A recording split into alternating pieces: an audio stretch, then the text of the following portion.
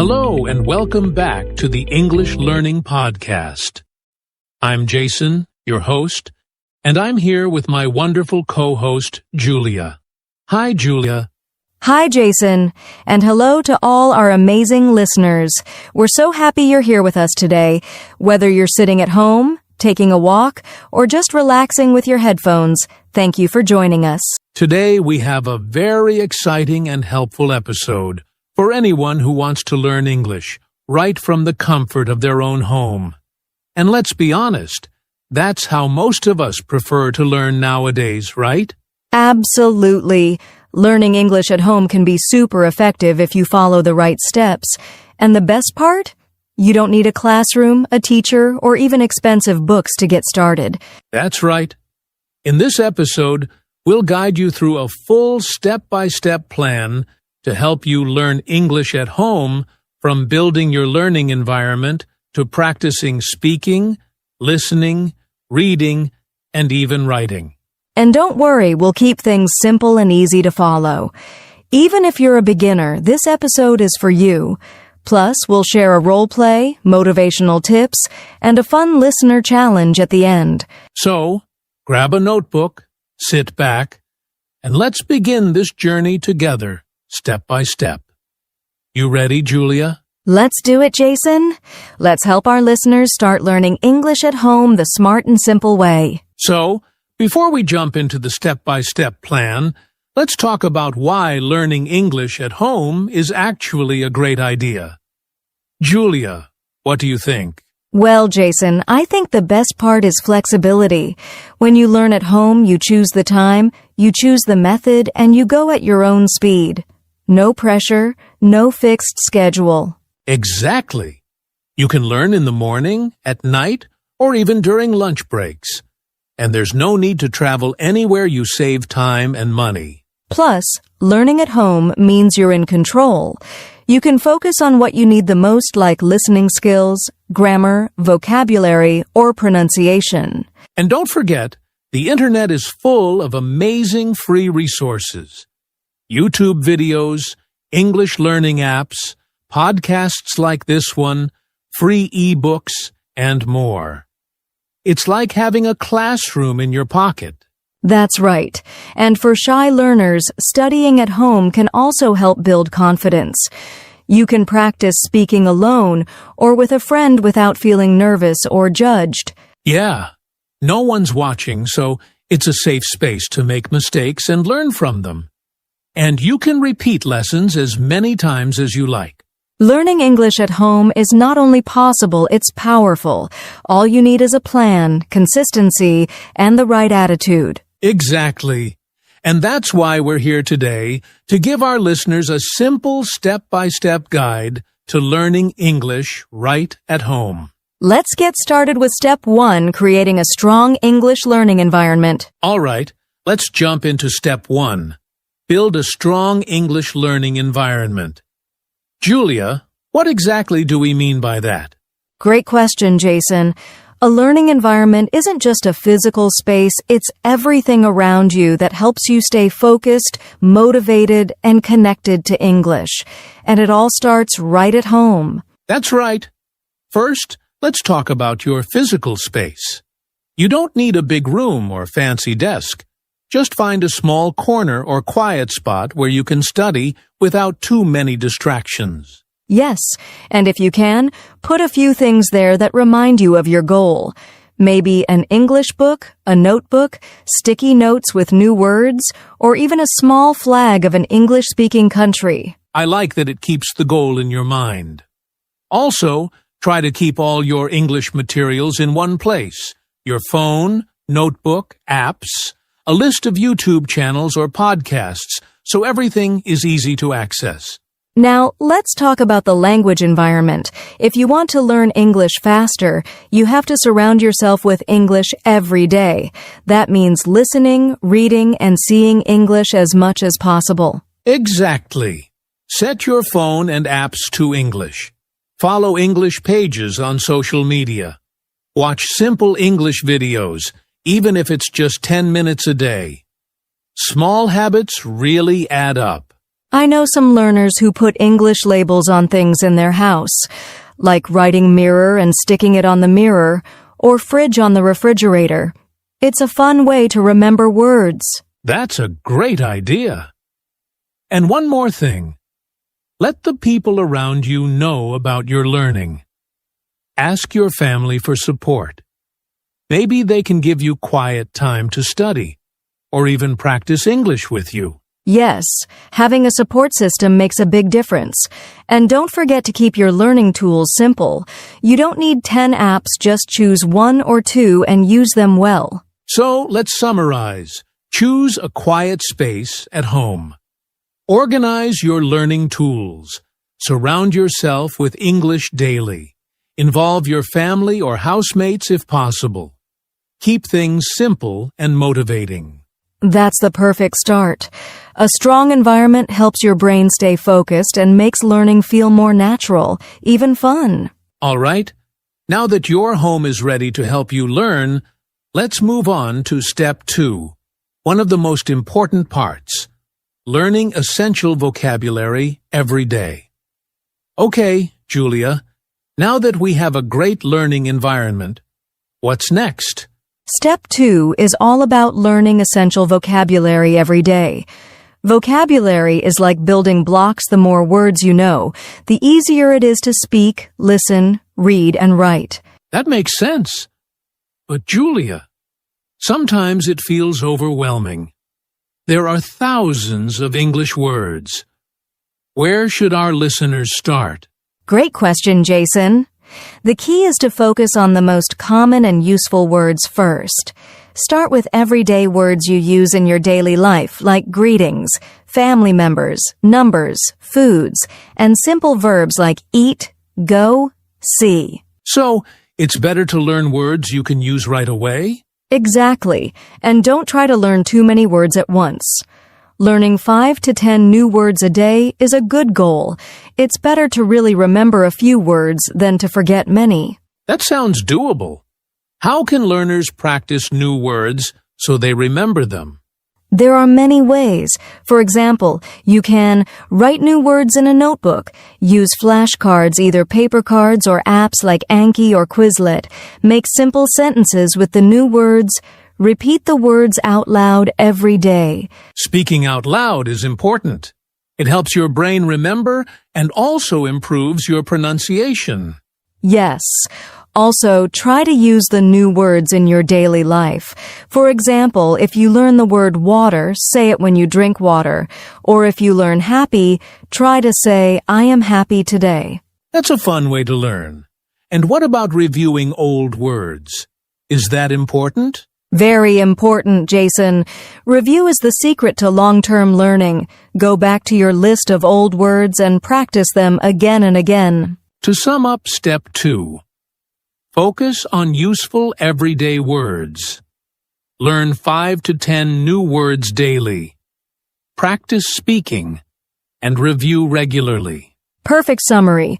Small daily steps build big vocabulary over time. Awesome. Ready for step 3? We'll talk about how to practice your English listening skills at home. All right, Julia, now that we have vocabulary practice down, what's next? Step 3 is about practicing your listening skills. Listening is super important because it helps you understand real English when people speak fast or use different accents. I know some learners feel nervous listening to native speakers because they can't catch every word. What do you suggest? That's totally normal, Jason. The key is to start with easy and fun materials. For example, watch English TV shows or YouTube videos made for beginners. Like cartoons or simple English lessons? Exactly. Also, podcasts like ours are great because you can listen again and again. Try to listen every day, even 10 or 15 minutes is helpful. And if you don't understand everything, that's okay, right? Absolutely. Focus on the main ideas and familiar words. Don't worry about every single word. Over time, your understanding will improve naturally. Any tips to make listening practice easier? Yes. Try these. Use subtitles or captions at first, then watch without them. Listen while doing other things like walking or cooking. Repeat short audio clips to catch difficult words. Write down new words you hear. Those are great tips. And using YouTube or podcasts means you can choose topics you like: music, sports, cooking, so learning feels fun. Exactly. The more you enjoy listening, the more you'll want to do it. And that helps you improve faster. So step 3 is simple. Find easy listening materials, listen a little every day, use subtitles if you need them, and enjoy the process. Yes. Listening is the best way to connect English to your everyday life. Okay, Julia, we've talked about vocabulary and listening. Now, what about speaking? Speaking is one of the most important skills, Jason. And step 4 is speak English every day, even if you're alone. Speak alone? That sounds a little strange. Can you explain? Sure. Many learners feel nervous speaking with others at first, but you can start by practicing talking to yourself in English. It helps build confidence and improves your pronunciation. Interesting. What kind of things should learners say when they practice alone? You can start simple. For example, talk about your day. I wake up at 7 a.m. or I like coffee. You can also describe what you see around you or repeat sentences you hear in lessons or videos. So, it's like a mini conversation with yourself? Exactly. Another great way is to read out loud. Reading a book or an article in English can help you get used to speaking. That sounds doable. What about speaking with other people? That's important too. Try to find a language partner, a friend, family member, or someone online to practice speaking. Don't worry about mistakes. The goal is to speak and get better step by step. Mistakes are okay? Yes, mistakes are part of learning. The more you practice, the more confident you become. What if someone is shy or afraid to speak? Start small. Speak alone first, then try simple greetings with friends or family. Remember, practice doesn't have to be perfect, it just has to happen. Great advice, Julia. So, to sum up step 4, speak English every day, even if it's just talking to yourself or reading out loud, and slowly start speaking with others. Yes, that's it. Practice makes progress. All right, Julia, we've covered speaking. Now, what about reading? Reading is a great way to improve your English, Jason, and step 5 is to read simple English books regularly. Simple books? Can you explain what kind of books are best? Sure. Look for books written for beginners or young readers. They have easy words, short sentences, and often pictures to help you understand. Like children's books or graded readers? Exactly. Graded readers are books designed for learners at different levels. They use simple language and introduce new words slowly. How often should learners read? Try to read a little every day, even if it's just 5 to 10 minutes. Consistency is more important than reading a lot at once. And what if learners find some words they don't understand? That's okay. Try to guess the meaning from the story or pictures first. If you still don't know, write the word down and check later. Is it better to read silently or out loud? Both are good. Reading silently helps with understanding. Reading out loud helps with pronunciation and speaking skills. Any tips to make reading more fun? Choose books about topics you like animals, sports, or adventures. And don't be afraid to reread your favorite books. It helps you remember words better. Great. So, to summarize step 5, read simple books daily, guess new words from context, and read both silently and out loud. Exactly.